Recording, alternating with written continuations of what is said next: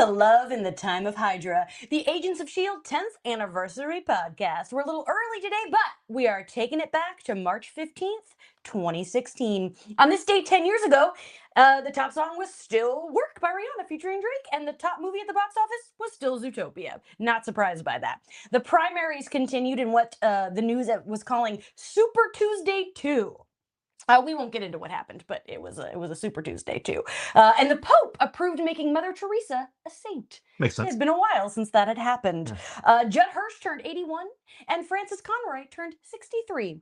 Some classics. We love those too. But of course, the most important thing that happened on March 15th, 2016 was the Agents of S.H.I.E.L.D. episode, The Inside Man, aired on ABC. Hello, I'm Jamie Jirak, and I'm here with my co-host, boyfriend, and level 3 Agents of S.H.I.E.L.D. fan, Tony Paletta. Hi. Hi, Tony. Hi, everyone. Hi. Thanks for joining. Thanks for watching along. Happy to be here. We're cooking with gas in season 3. We are. Just awesome guest after awesome guest. And today I'm really excited to introduce him. He's an actor, producer, and director. His credits, so many awesome television shows, includes episodes of Castle, Criminal Minds, The Blacklist, most recently The Rookie. But he's here today because he directed The Inside Man. John Terlesky is here. Hello there. Hi. Hi, John. Welcome, buddy. How's it going? Oh, so good to have you. Thank you for being Thank here. you. It's great to be here. It's great to be here. You mentioned Castle. The writer of this episode is Shalisha Francis. I worked with on Castle before this, so I was really happy at the time to reunite with her for this episode. So she wrote Yes Men, your first episode. Yes. Of Agents of S.H.I.E.L.D. Yes, that's correct.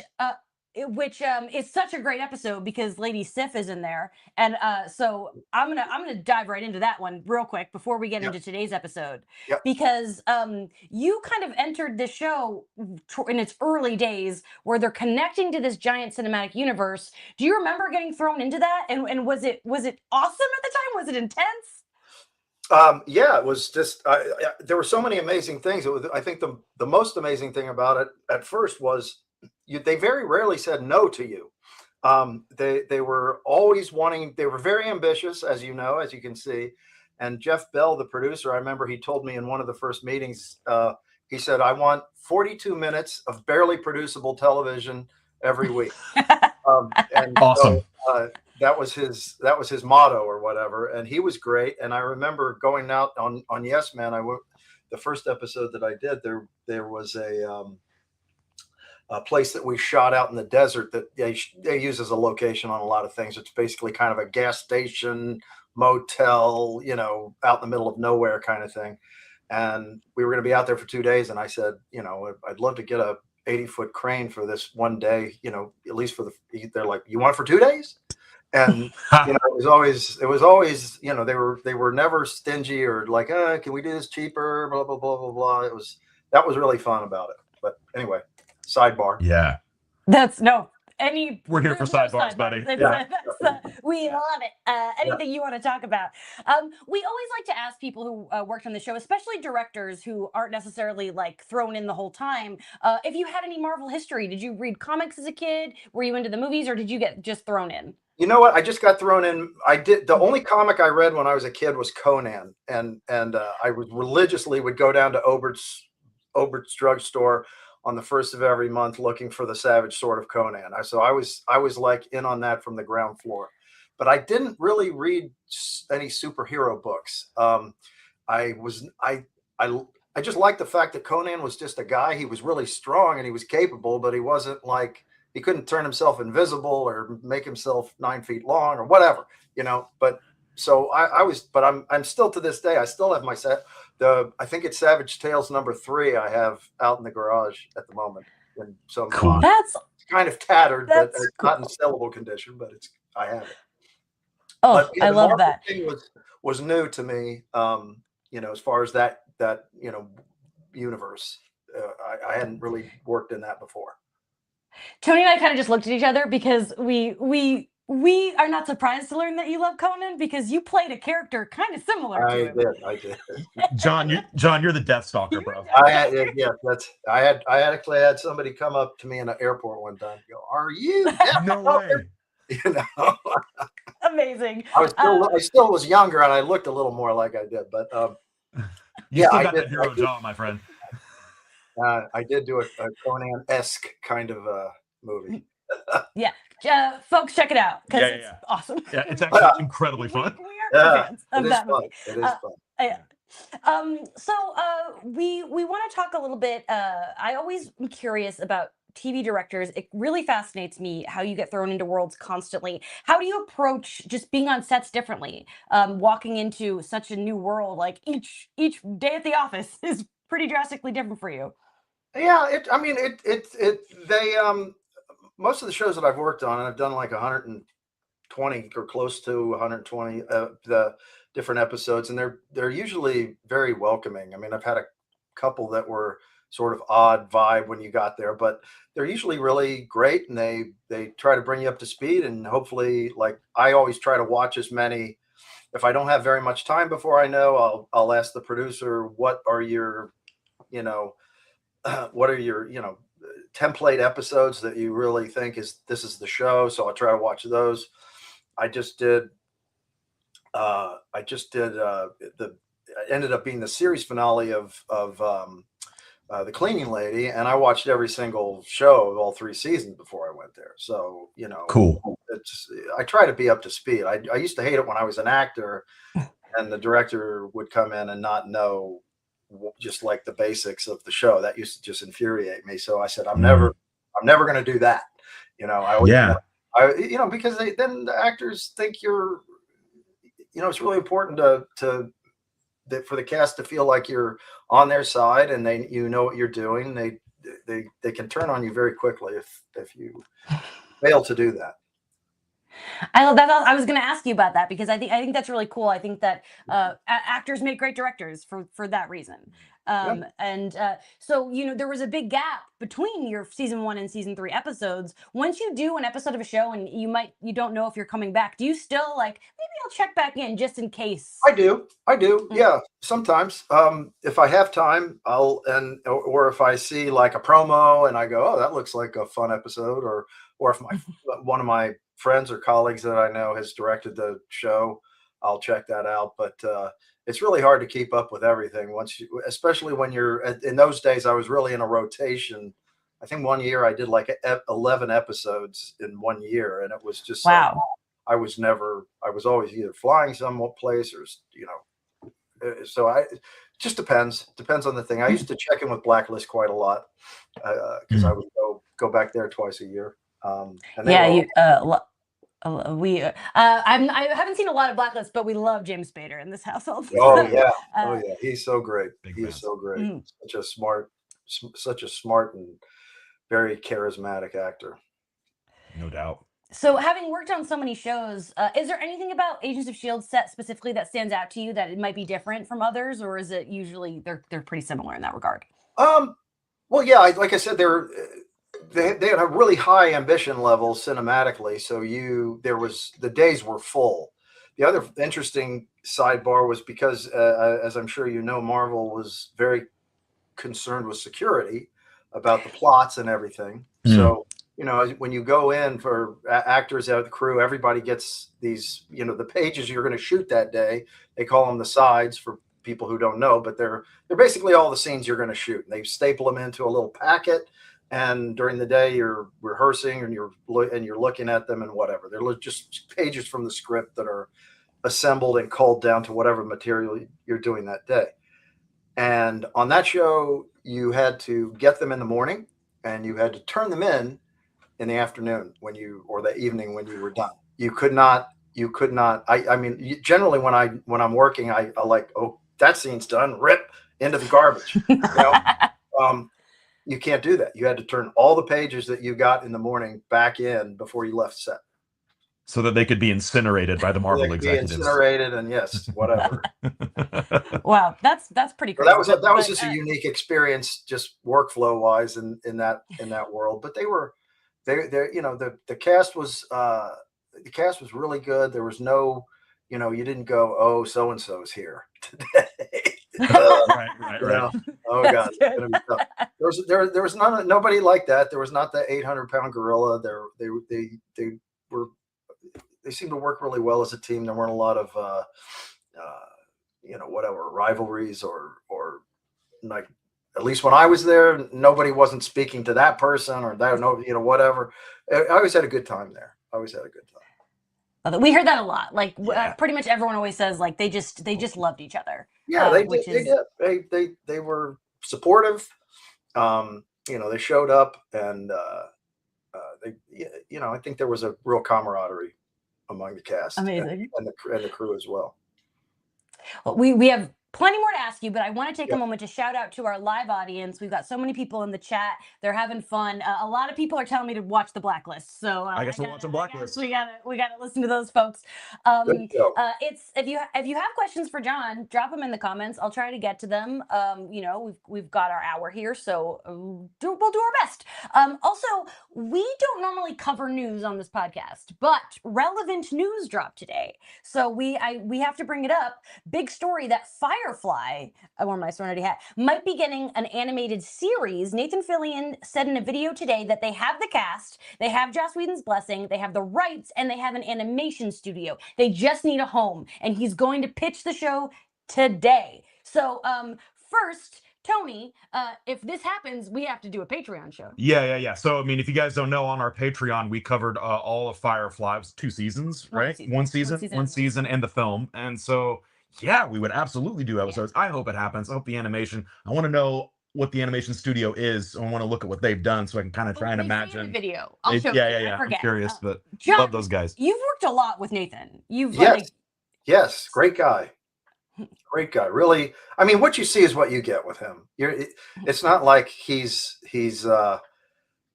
vastly different. I mean, he's not like what's the character he played in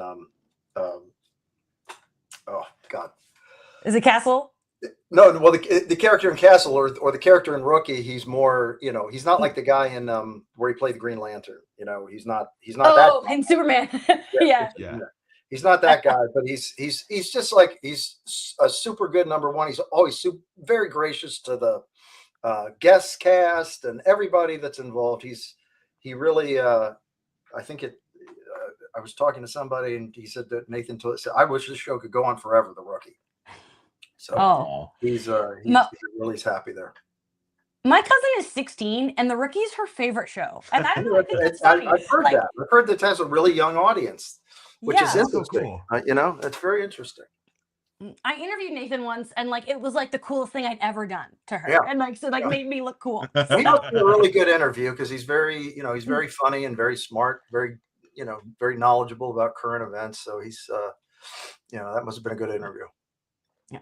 Now, that was a fun bit of news. It came the day after that the Buffy reboot was scrapped, which is all in the same, right? These are all same world stuff, and gosh, this industry's brutal. That's just what I keep saying. Yeah, it's getting more brutal by the day. It's changing so much. So I'm curious to see when all that, it's like, when are they going to take it out of the dryer? Good analogy. Yeah. Ooh. Yeah. Oh gosh. All right, so we're talking Inside Man. Yeah. And this episode was actually written by Craig Titley. So Craig. your other episode was directed by who you mentioned. That's right. Yeah. That's right. This one was Craig, who has been on the show, friend of the show. And I'm always I love to ask directors, how do you work with a writer? Well, what is important to you when it comes to collaboration? It just depends. I think, you talk during prep. There's a lot of conversations that go on in prep. And so by the time you get to be shooting and you're on set, except for the stuff that comes up kind of out of the blue, you've mostly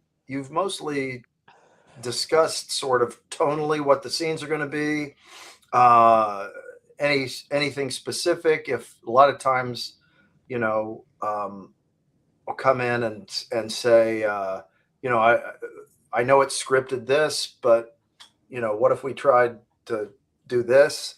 So sometimes those work out, sometimes they don't. But we had a really nice collaboration. I don't think we butted heads a lot, or even I don't remember on either of the two shows really, being frustrated with the storytelling or anything like that. I mean, it's pretty much, oh my God, we don't have this or this, different things come up. It's like I read this great thing by Mike Tyson the other day. Everybody has a plan until they get hit in the mouth. Yeah. And that's pretty much any day on set, because something's going to hit you in the mouth. You got this great plan going and something's going to hit you in the mouth. So I think most of the stuff that we probably dealt with was when we got hit in the mouth by something. Yeah. So that reminds me of that Orson Welles quote that from. Oh yeah. What is it? I said it like 8 You times. said it so many times. Orson Welles said the enemy of art is unlimited possibilities or something. Yeah. But you're gonna work best when you have some sort of restriction, when Absolutely. your back's against the wall. Yeah. 100%. Yeah. John, did you rewatch the episode to prepare, or were you remembered enough? What's that? I felt like I remembered. I felt like I remembered it enough. And I'll just chime in when I see stuff that seems interesting and that you'd like to hear about. But yeah. Perfect. Yeah, we always. I want to make sure our guests know, like, we know it was 10 years ago. Yeah. Like, you don't have to remember everything. If you're like, I don't remember, that's valid. Unlike, like, I've seen this episode a lot. Like, I love this show. And whereas Tony's watching for the first time, so Tony, this is a good opportunity for you to just, in case we have anybody new watching, explaining how we do this podcast. Yes. So I'm watching the show for the first time. Jamie's seen it 100 times. So tag your spoilers in the comments. If you're going to comment on something beyond the episode we're talking about today, just put spoiler alert ahead of it. Hopefully there are people like me going through it for the first time who are joining us live and want to help protect them and protect me. Thank you. Beautiful. Thanks so much. So nice. Appreciate that. This is the moment of the show where we just like take it to Tony, because you watched it for the first time. I did. What do you think of this episode? I liked this episode a lot. I liked it especially as it got towards the end, because for the majority of it, I was just frustrated as hell because Talbot's such a bitch. Like, Talbot gets on my nerves so much, and like it's perfect. Like, he's doing exactly what he's supposed to be doing. This is a compliment to the show. Like, he is infuriating. But also I'm becoming pretty well conditioned to the double twists that the writing of this show typically does. It's this guy, here's the turn, it's this guy, and it's like, oh no, here's the second turn, it's not this guy. So like I was kind of had ants in my pants for this one, being like, what's going on here? But no, I really liked it. I'm excited to see Creel again, just because he is so cool looking. I thought Rubber Tire Creel was pretty badass, and I like that Ming's out here doing business, having a very successful off-screen mission, just comes back with the truck. Like, there's a lot to like about this one. Yeah, it's a fun one. There's like, it's capery, I thought this one was very capery. This yes, yeah. And go ahead. Yeah, I was just gonna say, you do the thing where you're establishing the geography of the space with a voiceover of like the steps you're gonna take. That's like caper DNA 100%. Yeah.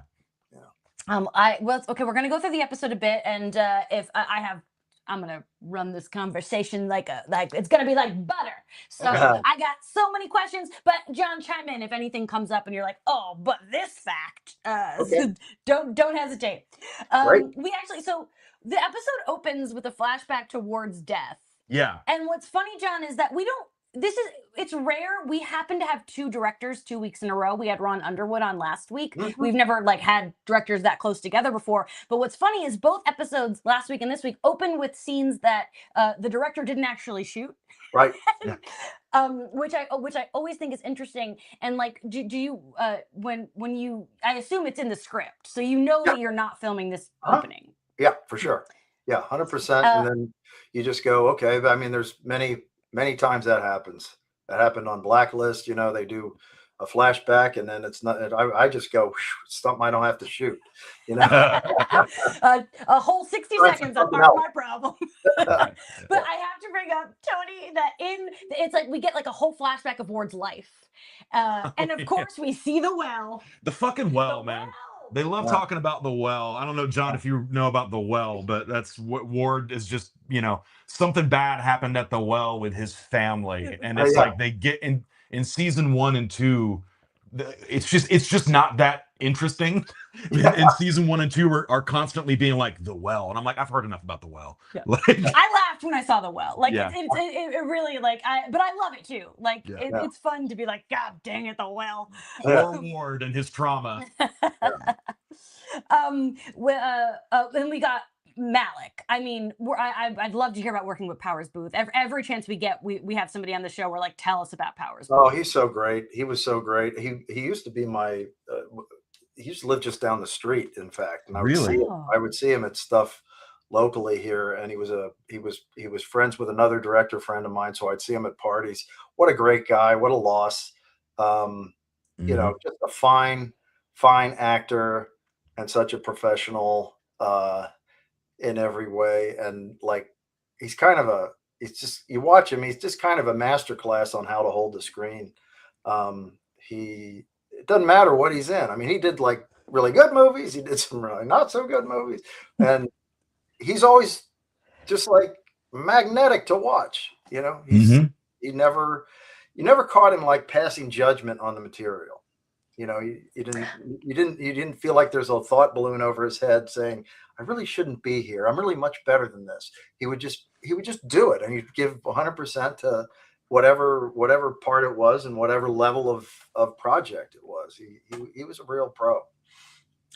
I love that. And I'm always interested with guys who are notoriously like he is kind of a back pocket son of a bitch. Like anytime you're gonna get Powers Booth in a movie, he's going to be someone authoritative and just a menace. And but like, was he nice? That's what I'm saying. He was totally nice. He was not. He just was, and he's funny. You know, he's great sense of humor, Cool. and just you know didn't seem to take life too seriously. You know, he didn't take. I guess he just felt like I think lucky to be working. You know, he was always happy to be working. And he didn't. There's some guys you watch, and some actresses you watch, and you feel like they just can't stand being there. And I've worked with those on set too, and when they can't stand being there, nobody wants to be there. You know. Yep. And it's no fun. I mean, it should be fun. You know, at the end of the day, we're making a TV show and you know, getting paid a fair amount of money to do it. So it's like, what's to grumble about?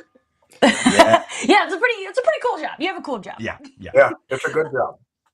Love hearing that because he has a presence. He had a presence, and he's we love talking about him. That's a fun thing about this show too. Is just who they get. The villains each season is pretty awesome.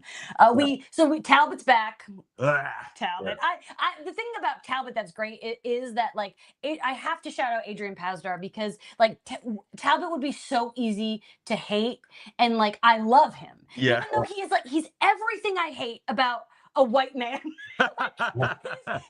He is the embodiment of like what he's just being casually racist at every turn. I love how bad he is. Well, it turns out he's doing a double cross, but I did really enjoy him at the party just being a terrible spy. Like but like he's so good. He's so endearing and funny. And like because he's pitiful. Yeah, like it's just Adrian Pasdar walks a fine line. He sure does. And I really appreciate that. You know, he's another very, very skilled actor.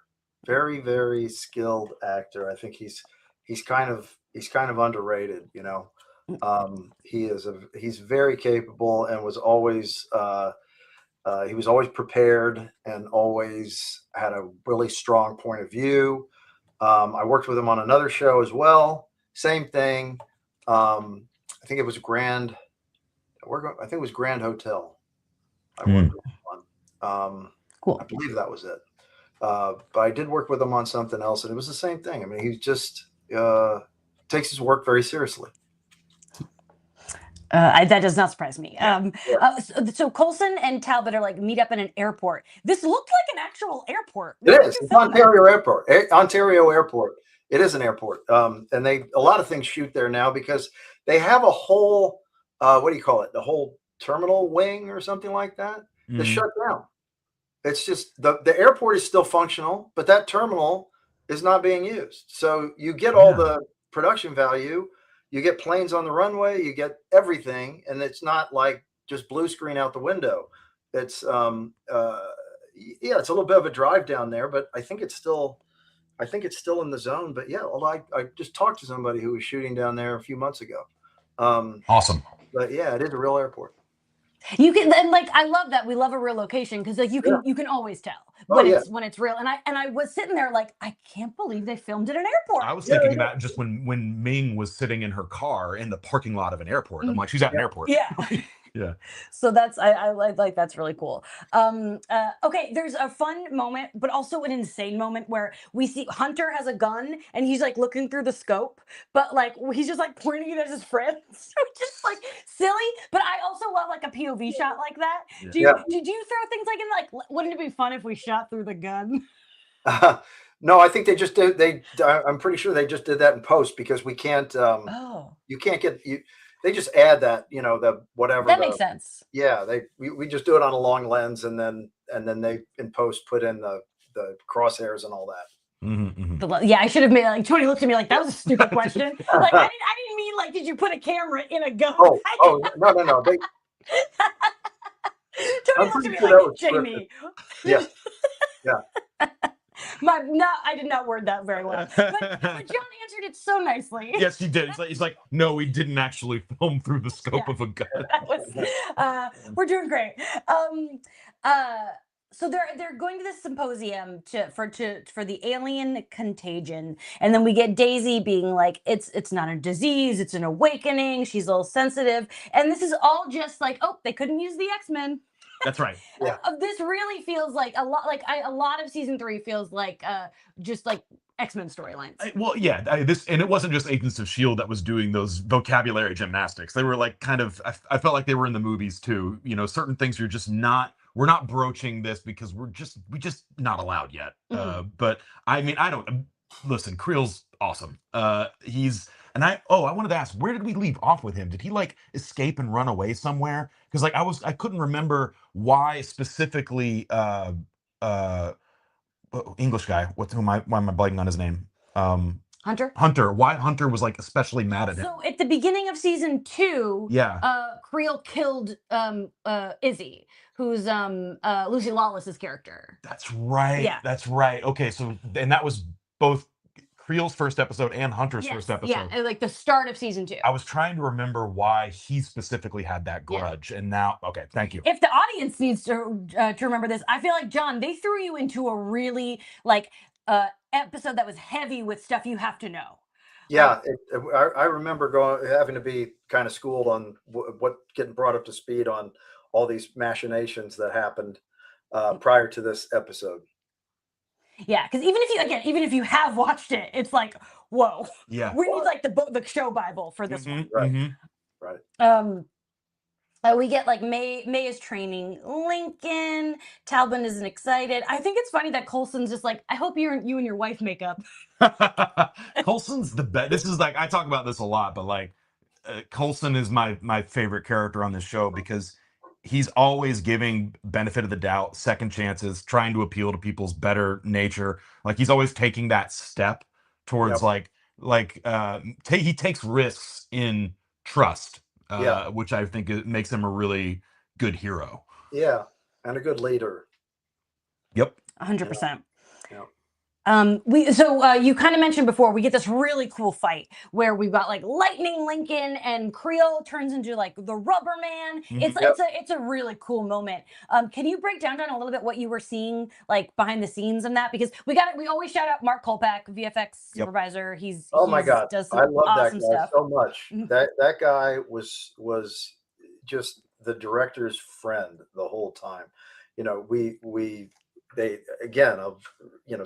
They were always very ambitious, and there's a lot of stuff that has to happen with any kind of visual effects shot, and they've gotten more sophisticated now, and you don't have to do so much of it. But at that time, there was a lot of things where you needed a green screen, and often, in standard situations, otherwise, you were going to have to do what's called rotoscoping, which is basically having to go in every frame and remove stuff. But a green screen often is just in the speed of shooting production is very time intensive, and they have to balance, the light on it the right way, and it can't, watch out for spill and all these things they have to worry about. And it's a time suck. And so many times Mark would just go, don't worry, we'll roto it. Don't worry, we'll roto it. And I was because it's just would just suck time out of your day to have to do it the quote unquote old fashioned way. Now they've got AI and everything, and they can just get rid of that building. It's like they can just tell it to do it, and it's gotten way more advanced than it was at that time. But he was just so great, and I thought all the effects on the show were really well done. So I was a big fan of Mark's. We talk about that a lot, how like 10 years later, it's a network show and still it looks great, which is, I feel like is rare. Sometimes, they don't age well, or they didn't have the budget. Yeah. Well, they don't have the time, really. I mean, I think it's less about the budget, and it's more about, like, we have to deliver this Thursday. And you need, and with a lot of visual effects, when a sequence gets complex, you need to have multiple passes on it and be able to go, let's try this, let's try that, and finesse it. And when it's got to be on the air on Saturday, they often don't have the time to do it. It's not, I think a lot of times they get to, they're no good, and they're not. It's not that they're no good. They just don't. Literally, nobody could do it in that amount of time. It's because it just needs more time, and it's just the trade-off in episodic TV in so many areas. But I think that's why you see with a lot of the streaming shows, you see a kind of a higher level of in the effects and various things, because all those scripts are written before they ever start shooting. Yeah, they don't have an air date. Yeah, they don't have an air date, so they can take their time and get everything right, and then put it on the air.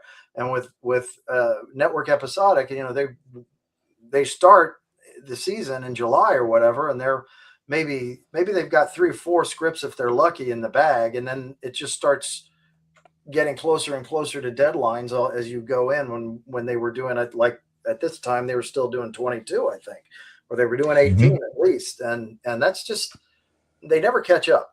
They almost never catch up. It's just like they're up against it for the rest of the year. So yeah, it's magical. I say it often. Like, I miss we still have shows with the 22 episode seasons, but it's just not the same. It's not as like it used to be. And gosh, and it was just it's so exciting. I miss it so much. There are lots going on. Gemma and Fitz are interrogating Creel. All this business. Daisy can't go to the symposium. We got to talk though about the scene between Malik and I don't know if we've officially have who Ward is now. Do we have a name? He's King Hydra, the OG ghost of Hydra. I don't know. He's pissing me off. I'd say Ward has reached a new echelon of insufferable. Like now he was always better than everybody in his mind, and now it's way worse. Now he's like an evil entity that is like inhuman or whatever. I did have one question, and maybe you could answer this for me, John.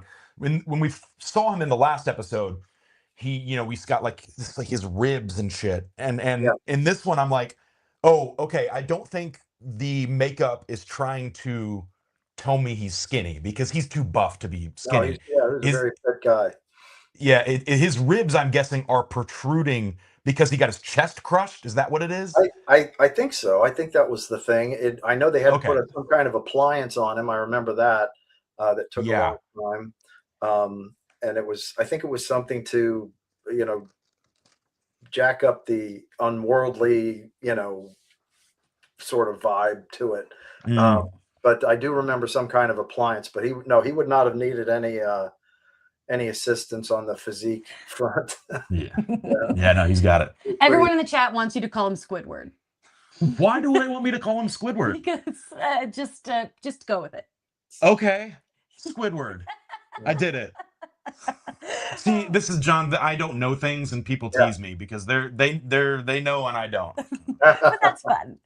So in this, Tony thought it was really funny that last week, like the character of Squidward is watching all these TVs, and now he's reading all these books. Yeah, he's reading books, old books. I have a a fun question. If you're like meeting this ancient alien and you're like, what am I gonna? I have to teach you stuff. What is the first movie and the first book you're giving him? Deathstalker 2.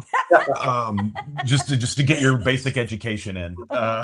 And then book, I don't know, Tale of Two Cities. Oh, okay. Yeah, both classics in their own, holding the same sphere. John, do you have an answer of what you would share with an ancient alien? I'm at a loss. I'm at a loss. I would say maybe my favorite thing would be Warner Brothers cartoons, perhaps The Barber of Seville, or The Rabbit of Seville, and or What's Opera Doc. I would probably start off with one of those two. That's a great answer. Those are good actually. ones, Like yeah. you're teaching a lot. It's actually funny. I saw a really interesting thing. Like everyone's talking about the ballet and opera thing right now, and I saw like a good point of like the reason why young people aren't as appreciative is because they don't watch Looney Tunes anymore. Yeah. And I thought that was an interesting observation. I think that's a good point.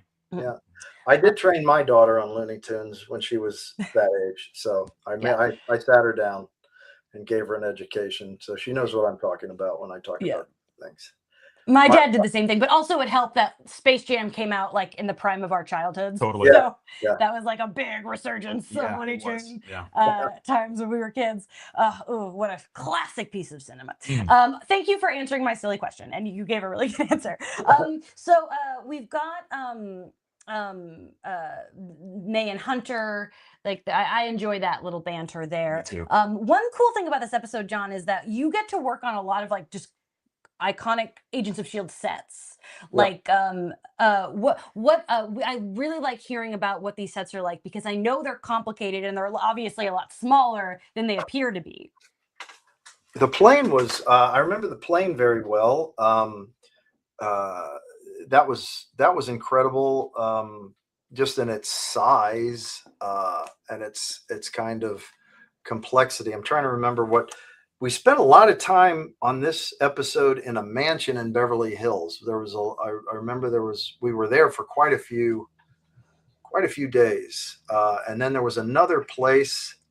There was some mansions we used a lot for the interior, and there was another mansion we used a bunch for the exterior. But I remember this one being, and then that we had the airport. I think we were out more than we were in on this episode. It feels like that's my recollection. They had all the. I remember on the first episode we had all the labs and the corridors and the. But there was a fair amount of that too. There was Vegas. This episode, I really remember those two mansions the most, and I'm just trying to remember the interiors that I had in it. And I'll if I see whatever I see, I'll chime in if while we're watching. That was going to be my next question. Is like you're supposed to be in Taiwan, but obviously you're not in Taiwan. They didn't fly you out to Taiwan to film these, and so that's always interesting. So this big symposium is actually happening in Beverly Hills, basically, which is neat. I think it was the spelling. I thought it was one of the spelling or the X spelling houses or something like that. The one that we used in Beverly Hills. It was I don't know why I'm remembering it that way, but there was something that was either the spelling house or next door to the spelling house or something like that. But anyway. That tracks. I'm sure that's been used for other locations. Oh like, look into. Like it's a pretty beautiful spot. Yeah. For sure. We could find. I'm sure we could just drive on by. Are you in LA, John? Yeah. It looked like you had a no. I have notes. I'm just deep. So Coulson's playing a doctor. They're basically trying to figure out who's working with Malik, and we meet this guy Anton Petrov, who to me gave such comics energy. I had to look up. I'm like, is this a guy a comics character? He's not. Yeah, he was creative for the show. But that's just showing that they're doing a good job. Like writers of creating these characters, because I literally was like Anton Petrov.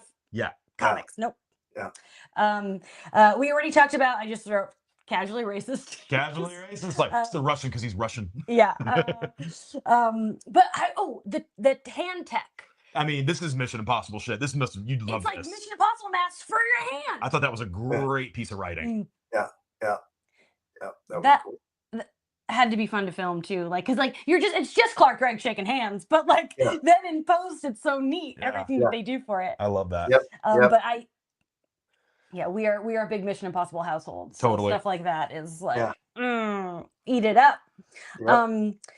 So okay, this is fun. So like we have this great Daisy and Lincoln training scene, Uh-huh. where they're like, they're fighting and rolling around, and I did look at Tony and I was like, do you think this reminded John of the time that he fought That you fought Queen Kong in the ring? I mean, Yeah. Look, it's so funny because those things keep. It must be a karmic thing because those things keep coming my way. I did one scene very similar to that on Castle with there was a moment where Michael Trucco, the actor Michael Trucco, came on as a brief love interest for Stana on Castle, and they had one of those fights where they're what I call like romantic fights. They're like rom-com fights, and I had this one, and then I did another one. What was the other one in? Well, I have the one that I acted in obviously in DS2. But then there was another one I did, and so I did like 3 of those rom-com fights. It was like by the time I got to the 3rd one, they were asking me questions like, "Believe me, I know how to do this stuff." So, it is a fun trope, though. It is, it's great. It's great. Oh, it was in a thing called Gone that I did with an actress who was in the Hunger Games called Levin Rambin. I did a pilot of a show that she did called about a woman who'd been abducted. But anyway, there was another one of those fights in that thing. But quick aside, I just want the Queen Kong fight is really, really fun in Death Star. Oh, it's hilarious. But, like, I was also really impressed by the choreography and the final sword fight of that movie. Like that in Death Stalker 2, it's like this is like kind of a fun, campy, spoofy movie, but like that was a really good sword fight. I choreographed that sword fight. You son of a bitch! That's amazing. Then congratulations and well done, because like I was remarking on just like this is like really high quality fight. No, me and the it was very difficult. Some of the language problems that we had, the communication, and so me and the guy that played the villain, he just kind of went through there, and we were running out of time. It was only like a 16-day shoot or something. It was very short, but we went down there, and I just I knew what Jim, the director, wanted to do. I knew how he worked, and so I just kind of said, we've got 4 sections here, and we're going to do this here, we're going to do this here, we're going to do this here, and so we just sort of designed it to the set. Dope. Awesome. Thanks for letting us geek out. Yeah. That was really fun.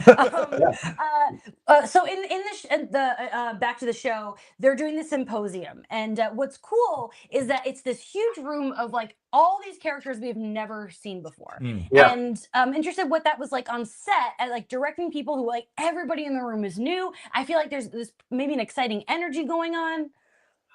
I don't remember. I don't remember it being, like terribly exciting in the sense of like, it's just like you're kind of going, I got to get all this today. That's where my head is at. It's like, I got all these faces I got to cover today. And so that's sort of mostly what's on my mind in a large scene like that. 'Cause I'm going, oh my God, I got to do this, and I got to do those other 2 scenes today. And so, and large scenes are the bane of my existence. If it's a party scene, I hate it. And if it's these big things, because here's the problem. All the actors are bored because none of them is doing anything particularly big. So they all have the thing where I only got to do this little thing here, and I got to, and it's not all about me. So they tend to lose interest, and then they get like a kindergarten. I always call it teaching kindergarten, because there's nothing they're focused on. So they just talk amongst themselves, and they're making each other laugh. It's like, okay, focus everybody. Now the cell phone, I will tell you that the cell phone has killed all that in a way. So a different problem. It's a different problem, but because it used to be like, if you had a big table scene or a big scene like that, you'd have everybody between takes. You couldn't shut them up. They would start talking amongst themselves, and you go, quiet, we're rolling, blah blah blah. And finally they kind of behave. But now between every take, you go cut and Mm-hmm. it's all that now. And they don't talk to each other at all. So Yeah. That makes me sad. Yeah. That's like a really That makes good me sad. microcosm of the problem that like we used to be social. Yeah, that's right. That's right. They say, oh, what'd you do this weekend? Blah, blah, blah. You never hear that anymore. I mean, they may be saying it over there by the craft service table at some other point or in the makeup trailer. But when you're on set and you're in these big groups, they just, the phones are tucked under their leg. I mean, it'd be funny to do something where you saw all the water. I mean, they had that famous Game of Thrones thing with the water bottle. But if you could see all the water bottle and all the lattes and cups of coffee that are stashed, like just out of frame, it'd be an hilarious thing if you could kind of like go into the camera and do like some 3D scan. Here's the coffee cup, and here's where the sides are taped because they don't know their lines, and that kind of thing. Someone's crocheting. Yeah, or whatever. That would be a interesting little sidebar. Yeah. Bring back DVD special features. This is the stuff we want to see. Yeah. The chat's already talking about the next moment, which is really cool, which is Bobby is like climbing across the outside of the building. Outside of the building, yeah. And the chat says that Adrienne was doing all that herself. She did a fair amount of it. She was pretty handy. And she liked to do her own stuff. I think there's a couple moments where it wasn't just for insurance. But yeah, most of it she was out there trying to do as much as she could by herself. It wasn't like long shot all stunt man, but she actually did go out there for sure. Cool. We find out that Talbot's son is in like the stasis box. Do you remember what that was like on set? How practical it was versus not? Obviously they don't have a kid in a box. I do know that there's no kid in a box. Okay. So you know that they're not filming down a gun scope, and there was no kid in a box. But do you remember what was on set? Like how much was practical? You know what?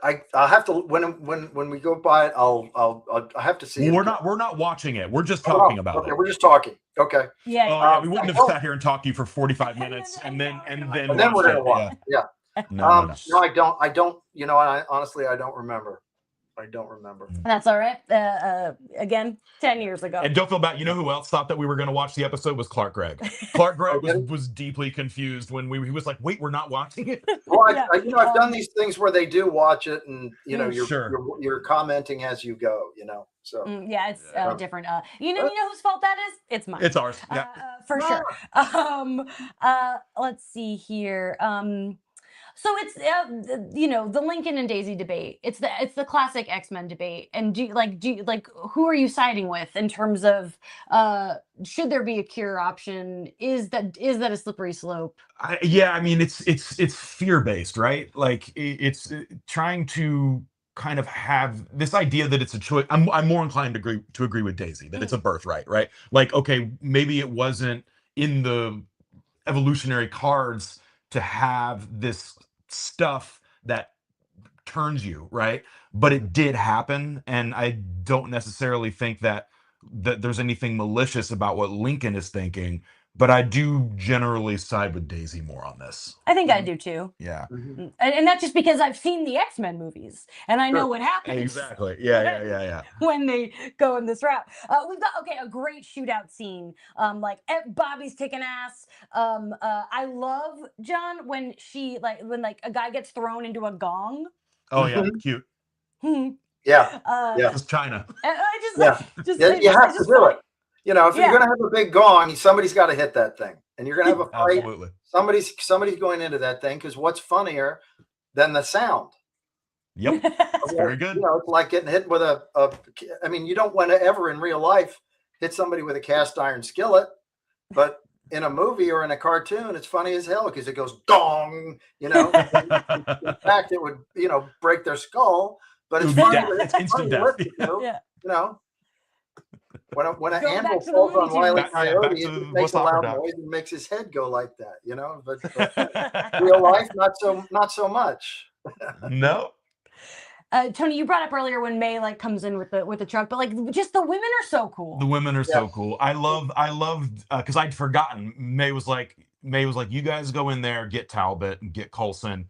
I'll go get the kid. And she takes off on a motorcycle. And I thought at that time, I was like, cool, I'm excited to see this chase. But then the show kept happening. It was suspenseful and I was watching it. And then the fact that she just came back with the truck, I'm like, God, you're so badass. Yeah, she was cool. She talk about somebody who was like so different than the way the character presents. I don't know if you interviewed her, but well, we haven't had her on the show yet. I've interviewed her a few times, and like she's just a ray of sunshine. Yeah, she is so funny. She is like just like got a wicked sense of humor.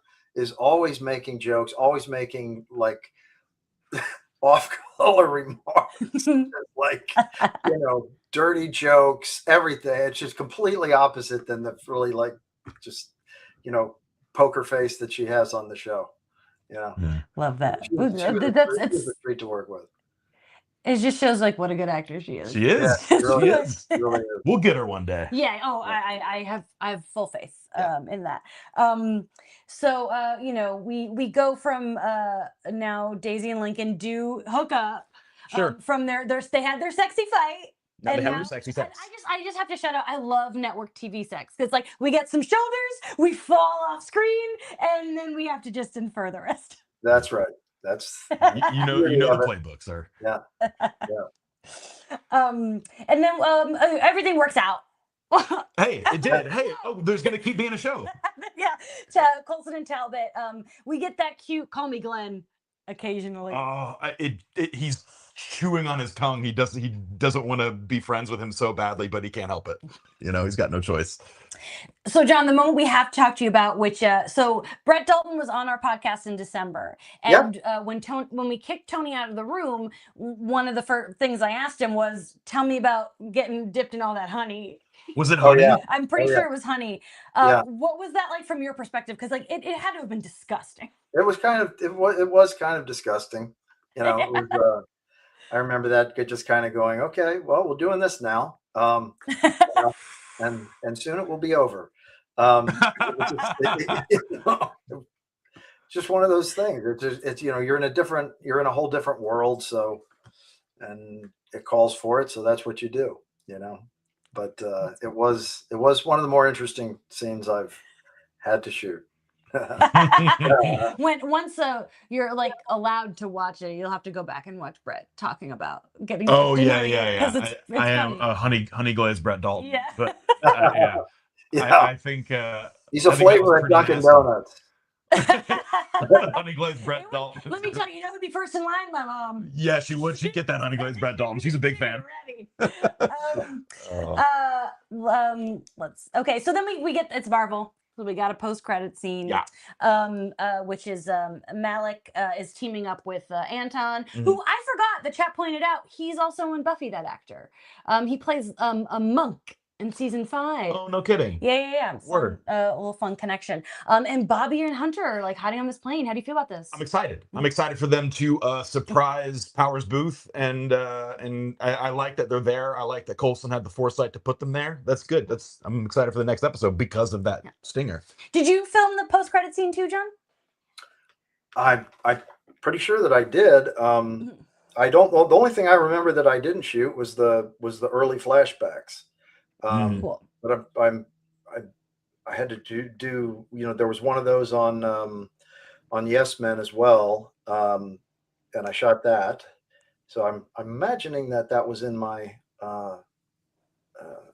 on my call sheet. It makes sense. It's not like in the movies where they like bring in, like on Fantastic Four, I think the Russo shot that.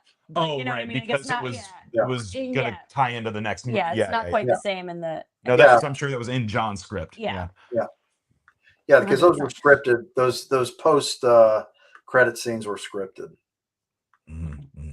John, is there anything that you remember else about filming this episode that I didn't touch on, that we didn't bring up, that you wanted to share? I'm trying to think. We covered a lot of this stuff: the airport, all the Adrian Zemed of it all. And I was a big fan of his I think that was the first time I worked with him. But I was a big fan of his from Near Dark. You know. Near Dark's great. Love Near Dark. Yeah. He was. I thought, who's that guy? He's good. So it was fun to work with him, and he was, like you said, he was just 100% committed to that character. It was really fun to watch. I don't remember much else just like that pops into my head. You did great. You knew 99% of the answers, which is like a pretty good ratio. Because again, it's like every time we're like, do you remember this? You don't.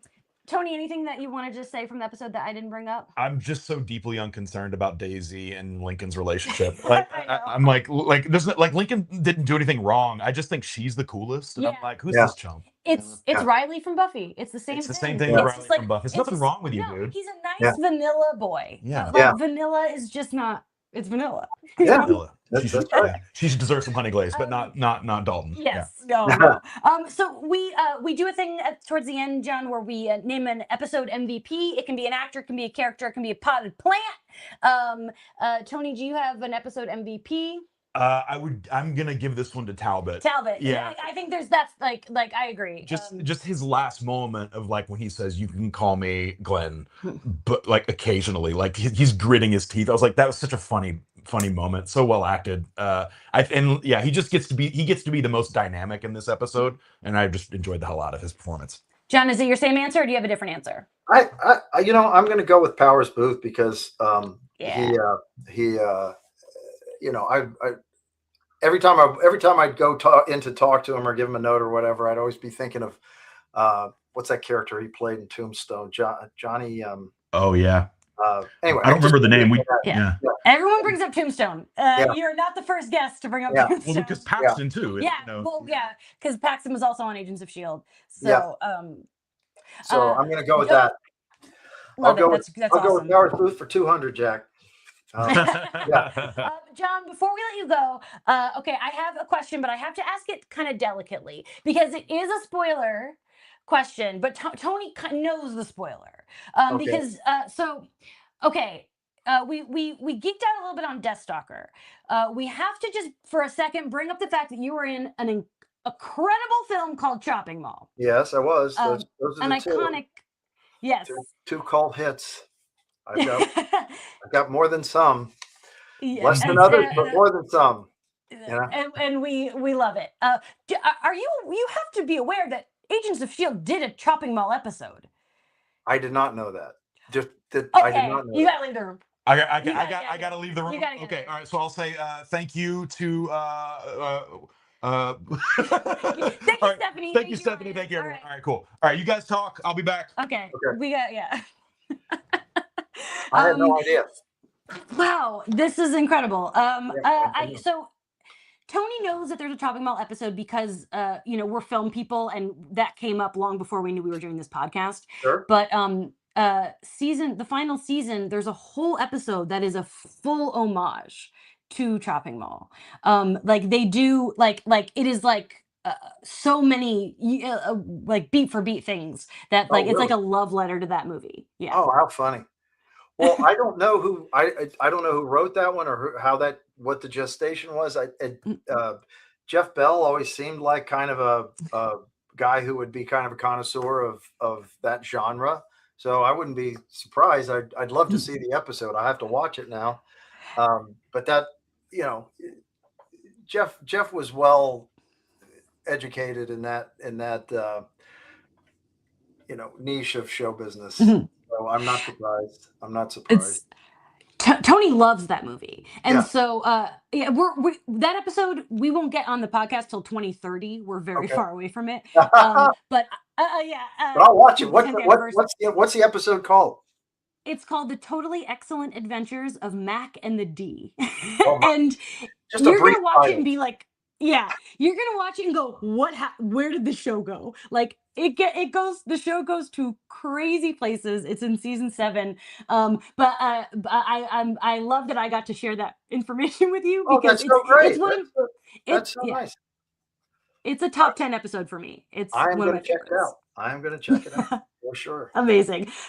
John, thank you so much for taking your time Thank and you. giving us Thank to you. talking This to was us today. great. It's so fun. So fun. It was so fun to talk to you, and Yeah. honestly, the best part about having you on the podcast is that it brought us to your filmography and it made us Death Stalker fans. Like we like you're not in 3 and 4, but I'm gonna tell you right now, we're gonna watch them. Like like we're hooked. Yeah, I'm going to just say, man, I'm not prejudiced, but I think 2 is the best of all of them. Even the remake. Uh, They just done a recent remake, and I haven't seen that one, but mm. 3 was 3 was trying, but I think it's the second one is just so goofy and weird, and it just I don't know if you knew, but we Jim Wynorski and I rewrote that entire script. It was a serious script when we went to Argentina. It was like a Wow. straight ahead Conan movie. It was really bloated and full of this kind of stuff. And we went down there. We got down there like a week early before we were supposed to start, and then there was we had to push shooting for a week, and we're looking at all these cheesy sets, and like literally the swords were wood with painted silver. I mean, they had like one metal sword and everything else was wood painted. We're like, and we looked at each other and we were like, we cannot make a serious movie here. We cannot make a real movie. I said, what if we just do a spoof? And we just literally sat up in the like the game room of this hotel we were in. And we sat there for a week and we just rewrote the entire script from page 1. As we just thought of every stupid cartoon gag we could think of, every just old horror movie gag, the zombies. We're like, how about some zombies? We'll do those. And so the script that we went down with doesn't even exist. And nothing in the movie is the script we went down with. And You made such the right call. Like truly. so Like, we just thank we're you gonna for have the fun gift with you this. gave us. Yeah, and I'm like talking like a 40s detective, and we just said nothing was off limits. We had the best time. We just laughed ourselves silly doing that movie. Amazing. Thank you for talking about that. Yeah, Like yeah. truly. And I hope like I want to hear your thoughts on the shopping mall episode. Yeah, I got it. We'll I have got it to, here. I'll message you in the LinkedIn or whatever, yes, please. and Let me know. I'll take a look. Before we sign off, where can the people find you? Do you have any episodes TV coming up that people should look out for? I just had a rookie that was on in whatever February maybe, and then I got another rookie that's going to be on I think in April. I don't know the date exactly, but it's the rookie number's 816. I know that's the episode number. I just can't remember the title of the episode. But those are the most recent. The other one was I thought the episode that just aired was pretty good. I was very happy with it, and I haven't seen this new one since once I turn my cut in, I don't know what I'm going to see on the network. So, but I've had a lot of fun doing that show. That's another my experience always comes down to what's my 3 weeks going to be on the show, because I don't have any control over the writing and I don't have any control over the post. So it's like, am I going to have a good 3 weeks or am I going to have a bad 3 weeks? And I always have a good 3 weeks on the rookie. So Awesome. We like hearing that. Everyone, check out, keep your eyes out for John's episode. Keep checking that IMDb. John, thank you again. This was so much fun. Yep. I want to just give the audience a quick update for next week. Everyone's asking. I know next week's episode, Parting Shot, is a huge episode, and I know you guys are hoping for like some big stars, but we're getting our friend TJ Jaworich from Agents of Fandom in because the episode is it's sensitive for the people involved with the show. So we're not getting anyone from the show. We're going to just talk about it as fans, and but we'll get your shot glasses ready. We will be taking shots at the end of the episode. So it'll be a fun one. It'll be a sad one. I'm not going to cry. Is that so, John? If you don't, it's the last episode of Bobby and Hunter. It's their final episode next week. Okay. So yeah. So it's an emotional one. So we'll see you guys next week. Probably I think 1:00 our usual time. Have a great, awesome Oscars day. My hope is that Sinners wins Best Picture and One Battle After Another wins Best Director. That's what I'm manifesting. Thank you guys all so much, and thank you again, John. Have a good rest of your day.